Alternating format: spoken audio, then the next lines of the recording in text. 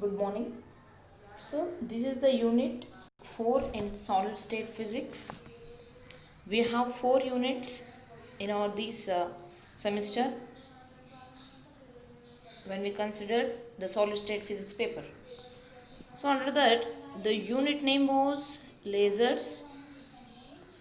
First let us focus on the acronym of laser, and then what is a laser, what are the characteristics of laser, and what the principle involved in the working of a laser. Laser is nothing but light amplification by stimulated emission of radiation. Okay, light amplification by stimulated emission of radiation.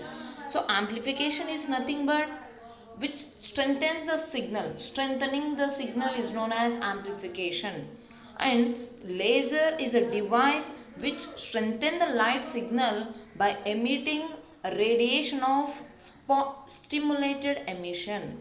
Okay, by emitting a radiation of stimulated emission. So laser is a device which is used to produce a monochromatic light with coherent nature. So what is a monochromatic light? Monochromatic light is nothing but a light which consists of a single color, which consists of a single wavelength and single frequency in our terms. So laser beam can travel over large distances with a minimum loss of energy. Okay, now with minimum loss of energy. Even though we transmit a light through the laser beams, with minimal loss of energy only, it can travel over large distances. So each and every laser emits or follows coherence phenomenon. The coherent sources are called as lasers. This is the definition of laser. Now coming to the characteristics of a laser. So monochromaticity is one of the characteristic, and directionality and intensity and coherence.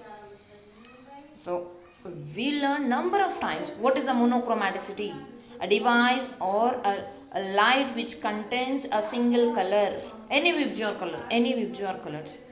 So in our physical terms we mention a color with a frequency and a wavelength. Monochromaticity is nothing but the laser will have a particular wavelength and a particular frequency. The next point, directionality. Directionality is nothing but, suppose if we use a ordinary light such as a torch light. So if we switch on the torch light, the light will be contains a wide range of light. Okay, wide range of light which spread throughout entire object. But when we coming to the laser beam, it has a narrow beam of light, so it completely focused on a targeted object.